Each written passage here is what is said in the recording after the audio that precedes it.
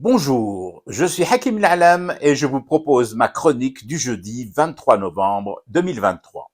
Elle s'intitule Visibilité, survie et surtout filmer mon meilleur profil.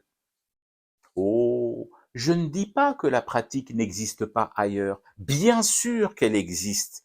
Mais ce n'est pas parce qu'elle existe ailleurs que chez moi, dans mon pays, je vais m'interdire de l'observer en toute liberté.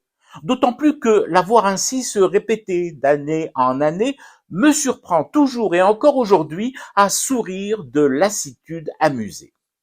Quel est donc ce phénomène étrange qui m'amuse sans pour autant arriver à décrisper mes zygomatiques?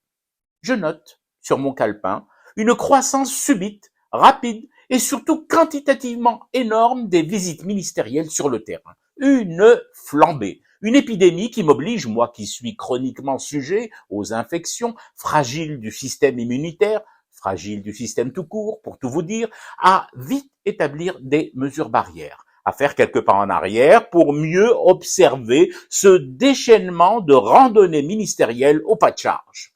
Pourquoi sortent-ils en aussi grand nombre maintenant? La météo clémente? Pas forcément, puisqu'il s'est mis à pleuvoir sec ces dernières heures.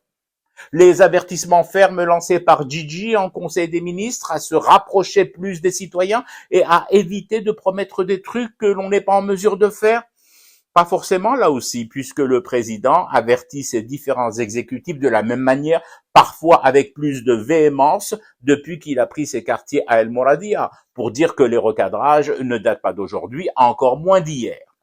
Alors, pour tester le nouveau plan de circulation dans Alger et dans les grandes villes du pays, plan toujours pas mis en place, ni en rue, ni en ruelle, ni en vénel, bof. Il suffit à ces ministres de télécharger sur leur smartphone les applications dédiées à cet effet. Beaucoup sont bien conçus et renseignent excellemment sur l'état des routes et sur les bouchons, sans avoir besoin de bouger son popotin du bureau. Précision tout de même, ces applis s'occupent des bouchons routiers, pas du cérumen dans les oreilles. Et donc, la question reste entière. Pourquoi cette épidémie de visistrose maintenant? Au final, je ne vois qu'une seule explication. Quoi? Comment? Vous me suggérez que c'est le récent changement à la tête du gouvernement qui provoque tout ça, que pour garder leur portefeuille, certains sont capables de sortir marcher face caméra et micro jour et nuit en non-stop. Non, vous êtes méchant. Votre théorie ne tient pas la route, si j'ose dire. Moi, je penche plutôt pour un motif strictement médical qui n'a rien à voir, mais absolument rien à voir avec le prochain remaniement. Les ministres sortent marcher parce que la marche c'est excellent pour la santé. Les toubibs l'auront sûrement préconisé de marcher. C'est un bon conseil. Marchez, marchez, mesdames et messieurs. Et si, en plus de marcher, vous pouviez arrêter de nous faire marcher, nous qui fumons quotidiennement du thé pour rester éveillés à notre cauchemar qui continue, alors, quel bonheur!